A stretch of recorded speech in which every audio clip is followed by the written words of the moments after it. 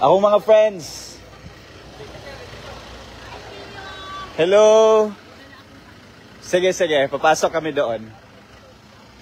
So, parami na po yung mga tao na pumupunta dito sa bahay ni Tatay Digong. So, ito yung way.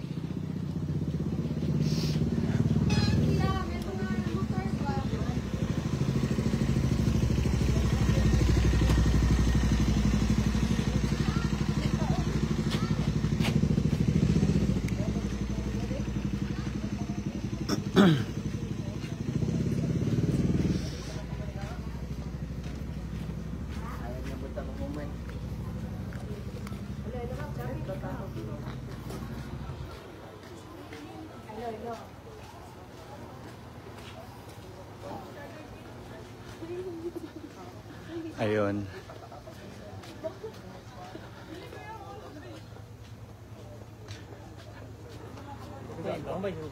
So mga tao natin yon. Nagpadala tayo ng mga tao dito para magbantay.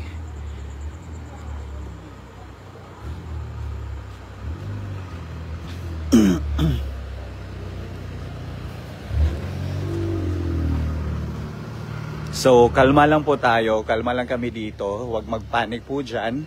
So, just be vigilant po.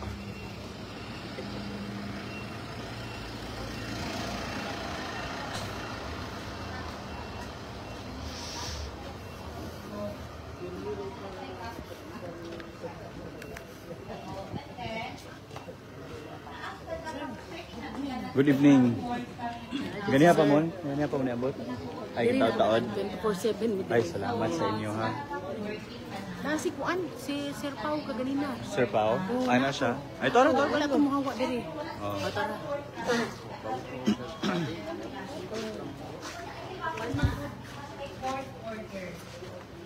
Kasi isa na siya sa mga requirements kung mag-search. Mag-search na ako.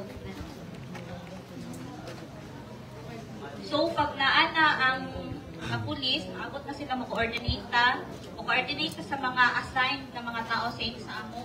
Kay kami ang mag-coordinate sa mga lawyers na nakadoka sa balay ni Sir. So, kung saan na may namatigdan na maabot, i-inform na lang mo anak sa Kanina. Catherine or sa amo.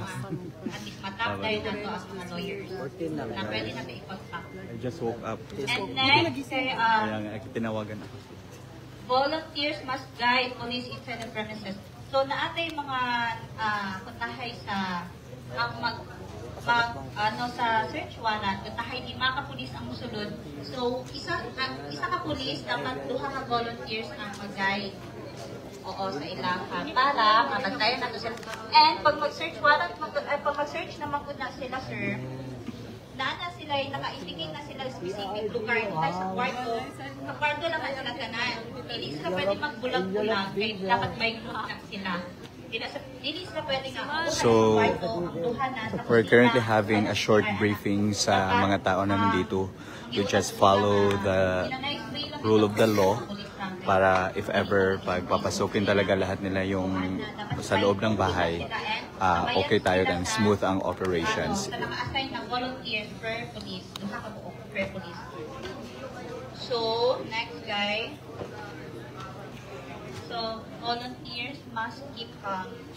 Kalma lang yun ta, kung inaingon, wala naman yun tayo mabuhat, kalmado lang yun ka, dapat ninyo. Musta? Ganyan pa ka? Sorry. Lagi? Si Paulo? Lagi.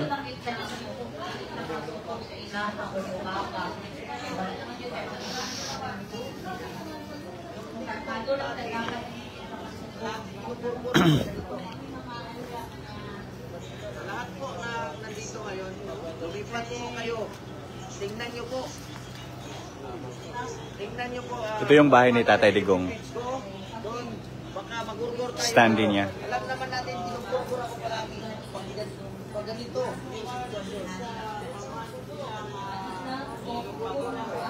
So, may nakabantay dito 24/7. So, ito yung mga tent nila.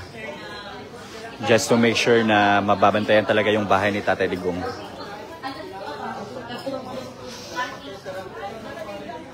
I-control na to ang crowd na walay kubot na mahitabo during sa search warrant. So, mas maayon na mag-video na ninyo. Live kay kung mag-video na bas, mapuno ang cellphone sa malobat, ayos ko lang live. Yung mga cellphone karon pwede i-charge na battery malubat ang lalo malubat kunya mahino na to ni ang katong na aman si Kap Susil si Kap Galan kunya mahino na mong tao para hindi tama utawanin para na ay magpantay yung tanan. No? Manay na to.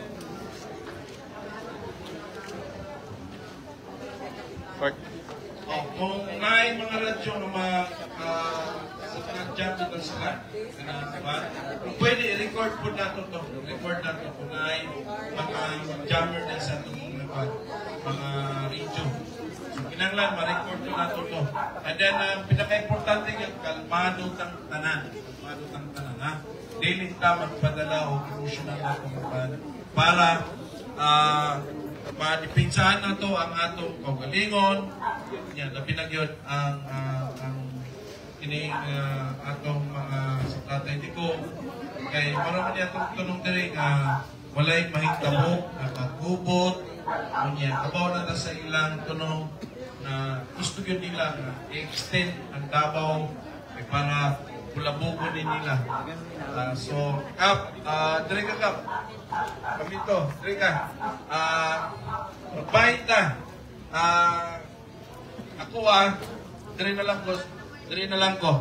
Katong mga tao na ko, o katong bang taga 76, no? 76, diri na lang ka. So people from different barangays are here na, and may nakikita din tayong mga barangay captains. So sila yung nagli-lead para walang problema dito if ever darating na yung mga CIDG. Istorya na to ang ipinapanay, ma'am. Yan. Diri na ka. Okay, doon ta. Ay, bro.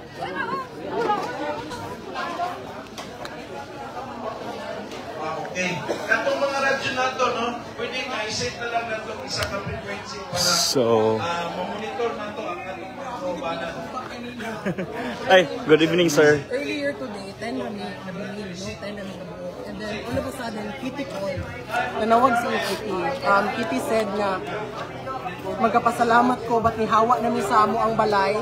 Nilakaw namin sa balay because she was given daw the instructions na moabot karon kay mag-search sa balay. Sa Royal Pines? Sa So, ang iyang instructions is to call for help. And then, namin will do our best. Pero kakulba na mo tiyo. Lagi masabtan man. We were so scared. It was just like 10 of us here. We do not know what to do. We were given pitos just to ensure na whatever happens, maka-announce, makatawag ni. And good thing you were awake. Salamat kayo. So, I'm with Tio Moreno, guys. Hi guys. So, he's currently with... So, may nakaabang din tayong mga vloggers dito kasi walang masyadong media na nandito na nagka-cover po. So, ganito ka-importante po yung mga vloggers. So, ito yung mga signatures and greetings ng mga tao supporting Tatay Digong in front of his house. So, maraming pumupunta dito on a daily basis. Tapos sa mga nagtatanong po, ganito lang po yung bahay ni Tatay Digong. Presidente na po yan ng Pilipinas, pero walang nagbago. Ganito pa nung mayor siya hanggang sa naging presidente siya, ganito pa rin ang mukha ng bahay niya. So, yan. So, may nakaabang tayong mga vloggers in front of the house just to document everything. So, again, walang masyadong media na nagko-cover. Alam naman natin how the mainstream media works, so dapat makikinig lang tayo or manonood lang tayo ng mga live ng mga supporters natin na nagva-vlog, yung mga tao na nandito sa area ngayon.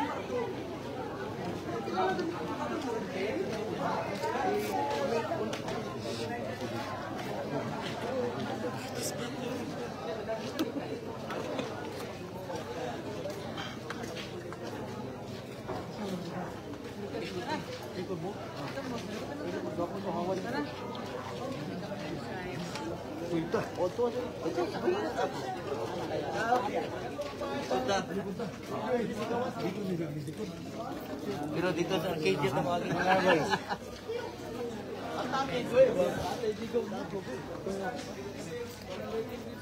Nadaw dito ang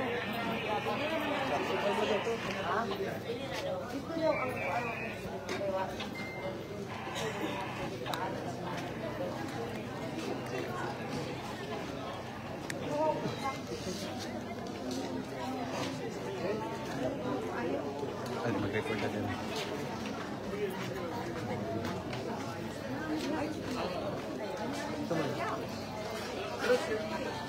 Sige. Idol ko ba dito? Salamat po. Salamat po sa pagpunta. Hello po.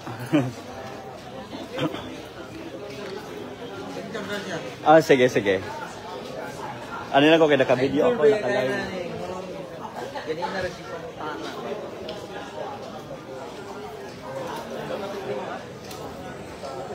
Salamat. Ay, ikaw po din. Tulog kita, tulog. Sige. Ayun o. Tutulog lang ba?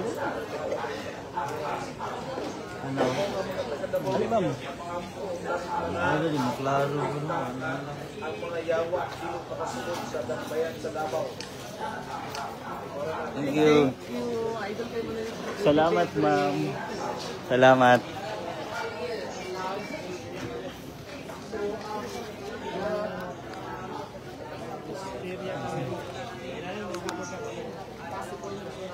all of the houses are already built. So nag-deploy na po sa earlier, nag-deploy na po sa kanan. So what we do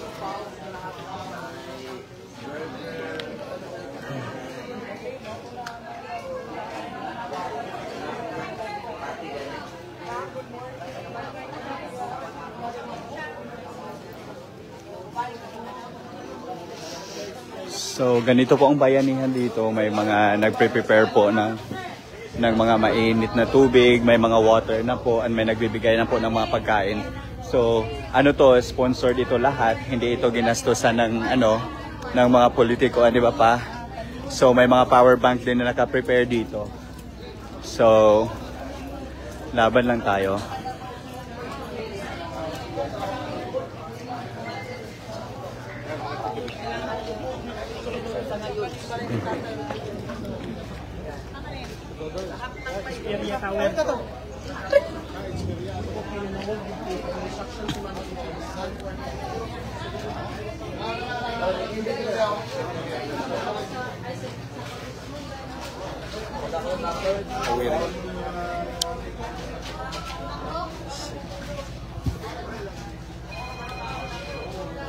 Alright, so just an update guys. So a few minutes after the news came out na may mga CIDG na pupunta dito sa bahay ni Tatay Digong, parami na po yung mga tao dito. And tulad ng sinabi ko po kanina, grabe yung bayanihan. So may mga tao na nagbibigay ng free water, kape po para sa gustong pumunta dito.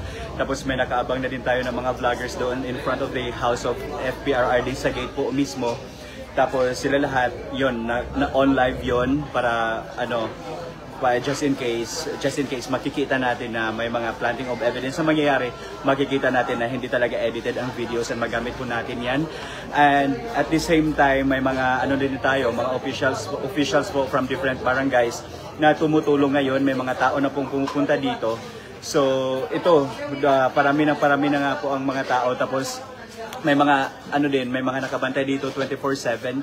So they set up all these tents right here for printing and para naman na may libangan sila while nagbabantay dito sa bahay.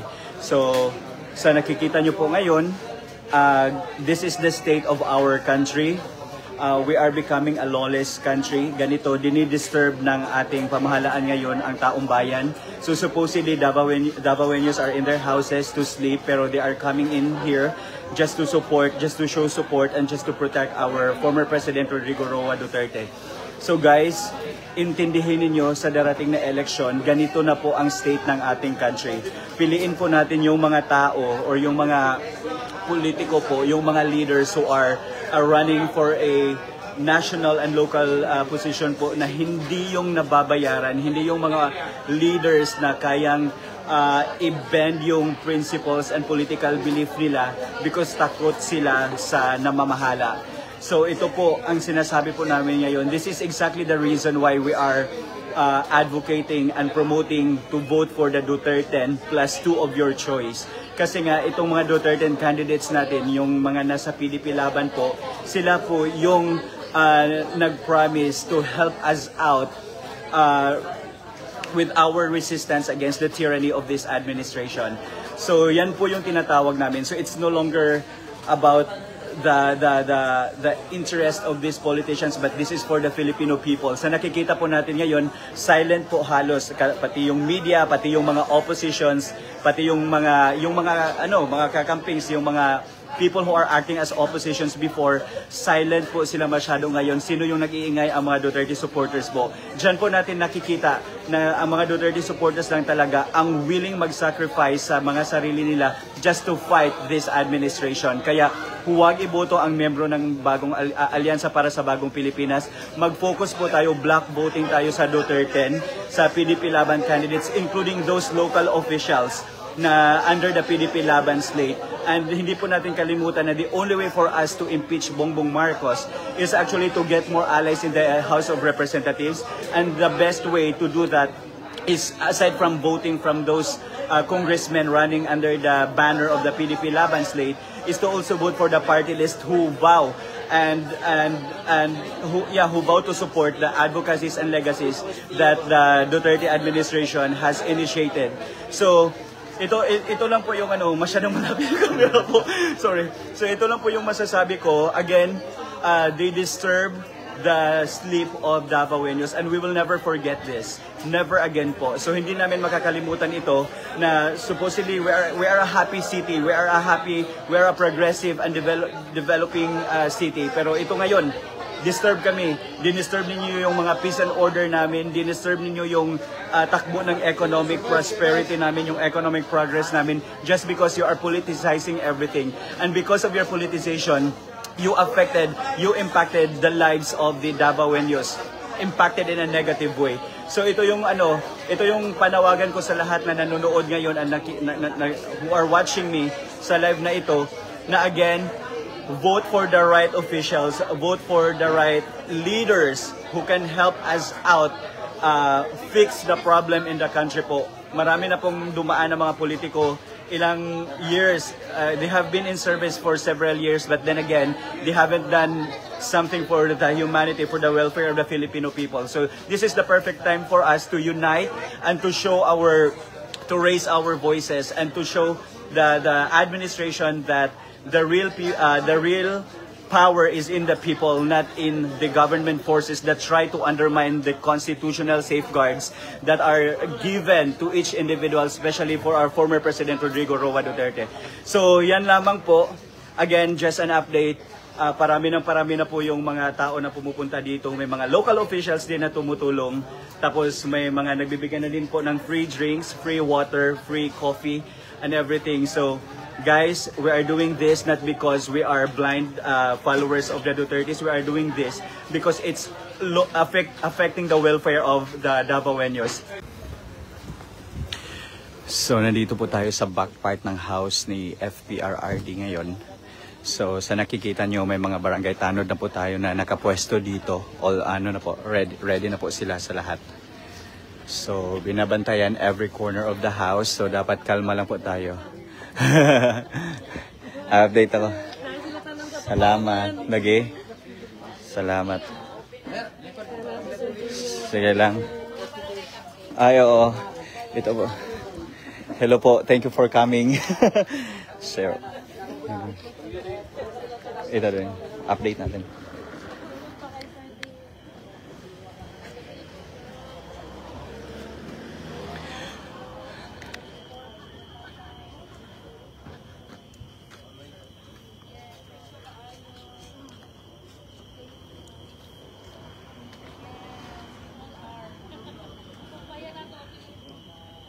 So ito po yung back part. So again, may mga tao na po tayong nakapwesto dito. So wag po kayong mag-alala.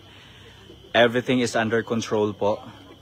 So nandito na po yung ibang barangay captains natin who are helping us out on this fight. Tapos ano din, may mga pulis na din tayo na nakapwesto dito, yung mga regular na nagpupwesto dito.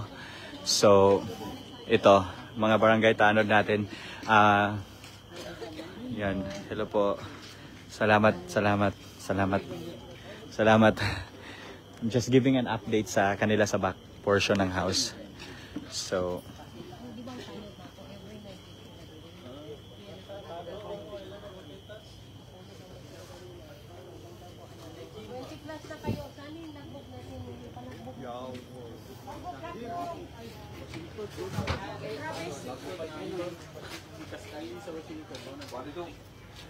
so mailaw po dito kasi medyo this is the ano po kasi parang ito talaga yung back part ng house.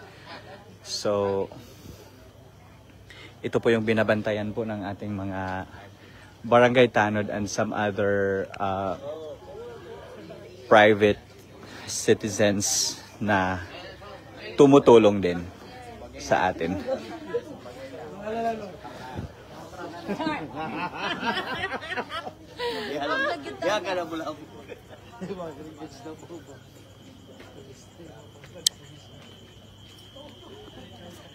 So ito, panawagan ko po sa lahat na kalma lang po tayo. I know that the news is really, shocking and surprising sa lahat po sa atin. Pero everything is really under control. May mga nakadeploy na po tayong mga tao dito sa front and back portion, back part ng house ni FPRRD. So kalma lang po. Tapos just in case if they would push through with search talaga, let's just follow them. But let us all be vigilant lang po. Yan lang talaga yung panawagan natin sa laban na ito. And of course, keep yourselves updated. Kasi hindi natin alam na again i-reiterate ko lang ito. Ang chismis po sa QJC before, nagkatotoo po. So that's the reason why we are calling everyone to be vigilant because baka ang chismis na ito ay magkatotoo din. And yeah, so shocking and talaga, nakakahina ng loob kasi elections are fast approaching and alam naman po natin kung ano talaga ang purpose nila, why they are doing this against the Duterte family. Alam naman natin na may tinatanim silang mga tao na manalo para they can govern and lead the city. Alam nila na marami silang makukuha dito and marami silang magagawa and they know exactly that Davao has millions of voters that they can exploit in the upcoming vice presidential and presidential elections in 2028. So again guys, pinakita ko sa inyo ang situation sa back part ng bahay ni FPRRD. Everything really is under control. May mga tao na po talaga tayo and tinatawagan ko po ang lahat na kalma lang po and let us refrain from spreading false alarms kung ano-anong mga haka-haka about this alleged raid sa bahay ni FPRRD. So yan lamang po ang update natin sa part na ito. So we'll keep you updated po. Maglilibot lang po kami. Salamat po sa pag-watch ng live. Thank you po. Thank you.